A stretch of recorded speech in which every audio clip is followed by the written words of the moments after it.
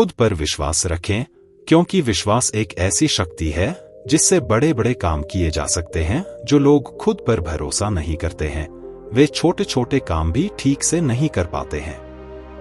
आत्मविश्वास एक ऐसा गुण है जिसकी मदद से बड़े बड़े काम आसानी से किए जा सकते हैं।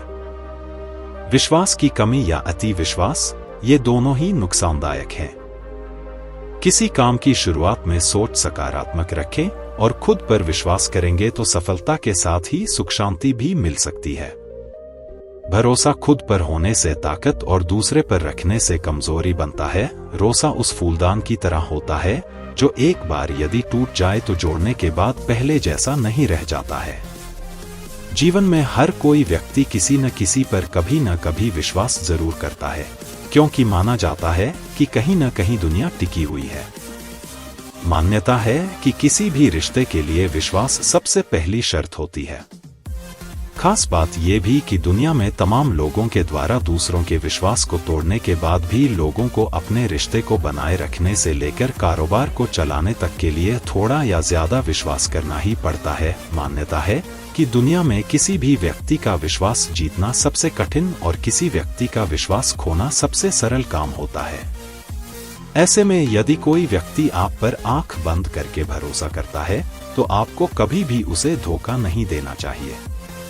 जीवन में किसी भी व्यक्ति पर आखिर कितना विश्वास करना चाहिए, या फिर कोई आपका विश्वास तोड़ दे तो आपको क्या करना चाहिए?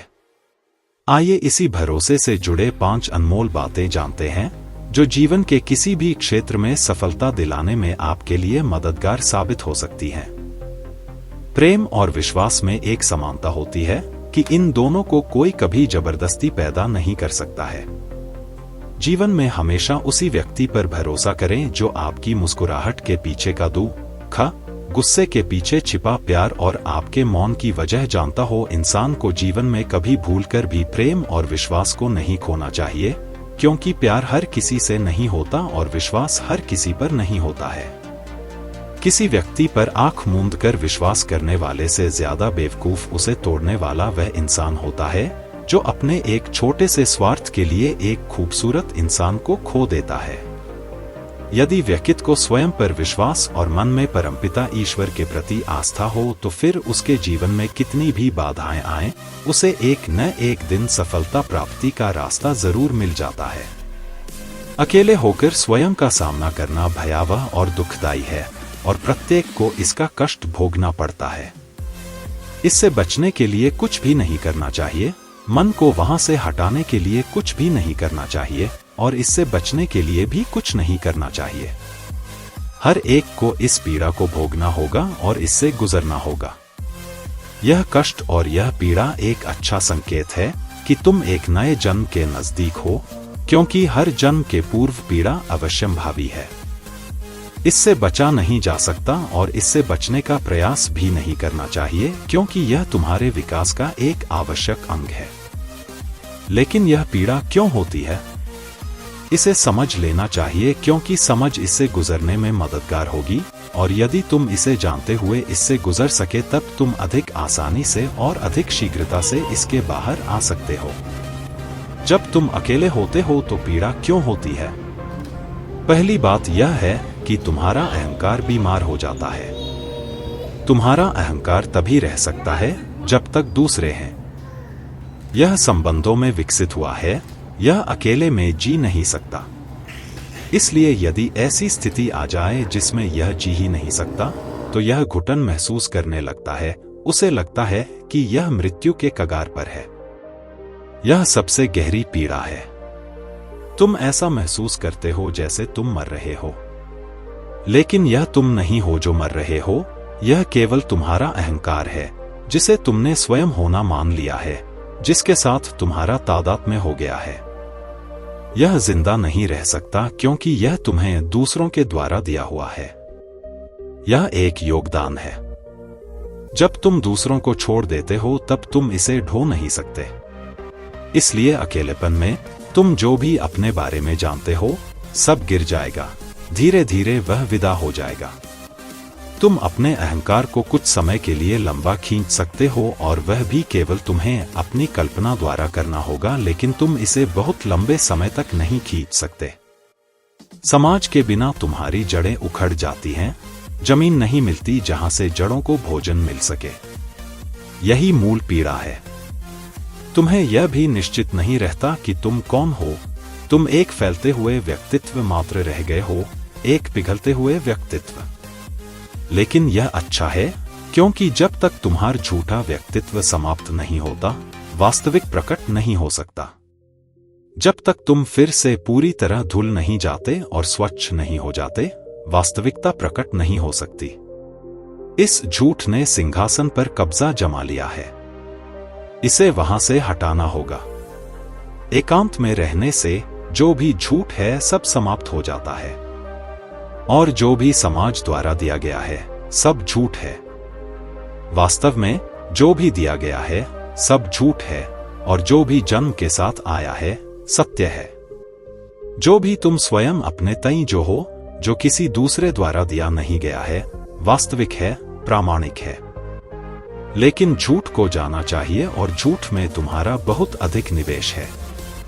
इसमें तुमने इतना अधिक निवेश कर रखा है, तुम इसकी इतनी देखभाल करते हो, तुम्हारी सारी आशाएं इसी पर टगी हैं। इसलिए जब यह घुलने लगता है, तुम भयभीत हो जाते हो, डर जाते हो और कांपने लगते हो। तुम स्वयं के साथ क्या कर रहे हो? तुम अपना सारा जीवन, सारे जीवन का ढांचा नष्ट कर रहे हो।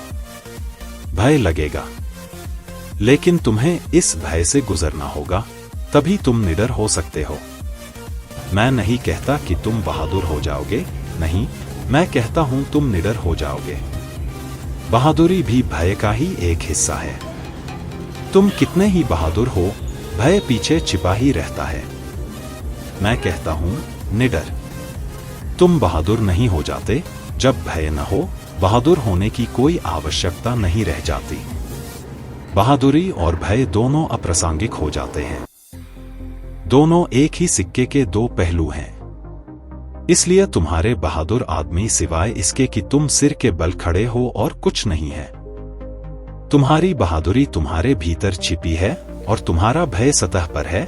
उनका भय भीतर छिपा हुआ है, और उनकी बहादुरी सतह पर है। इसलिए जब तुम अकेले होते हो, तुम बहुत बहादुर होते हो। जब तुम किसी चीज के विषय में सोचते रहते हो, तुम बहुत बहादुर होते हो, परंतु जब वास्तविक स्थिति आती है, तुम भयभीत हो जाते हो। कोई निडर केवल तभी हो सकता है जब सभी गहरे भयों से गुजर चुका हो, अहंकार को विसर्जित कर चुका हो, अपनी छवि को विसर्जित कर चुका हो, अपना व्यक्तित्व विसर्जित कर चुका हो। यह मृत्यु है, क्योंकि तुम नहीं जानते कि इससे कोई नया जीवन उभरने वाला है। इस प्रक्रिया के दौरान तो तुम्हें केवल मृत्यु का अनुभव होगा। वह तो तुम जैसे हो, एक झूठे व्यक्तित्व की तरह मर जाओगे। केवल तभी जान पाओगे कि मृत्यु तो मात्र अमरत्व के लिए एक द्वार थी। लेकिन यह अंत में घटेगा। प्रक्रिया के दौरान तो तुम केवल मरने का अनुभव करोगे। वह हर वस्तु जिसको तुमने इतना प्यार किया है, तुमसे दूर कर दी जाएंगी। तुम्हारा व्यक्तित्व, तुम्हारी धारणाएं, वह सब जो तुमने सोचा था कि सुंदर है, सब कुछ तुम्हें छोड़ जाएगा। तुम पूर्ण रूप से उघाड़ दिए जाओगे। तुम्हारी सभी भूमिकाएं और तुम्हारे सभी आवरण छीन लिए जाएंगे। इस प्रक्रिया में भय होगा, लेकिन यह भय मूल है, आवश्यक और अपरिहार्य है। हर एक को इससे गुजरना पड़ता है। तुम्हें इसे समझना चाहिए, परंतु इससे बचने का प्रयास नहीं करना चाहिए। इससे भागने का प्रयत्न मत करो, क्योंकि भागने का हर प्रयास तुम्हें फिर वापस ले आएगा। तुम फिर व्यक्तित्व में वापस लौट जाओगे। जो लोग गहरे मौन और एकांत में जाते हैं, वे सदा मुझसे पूछते हैं, इसमें भय लगेगा तब क्या करना चाहिए? मैं उनसे कहता हूं कि कुछ भी नहीं करना है, बस इस भय को जीना है।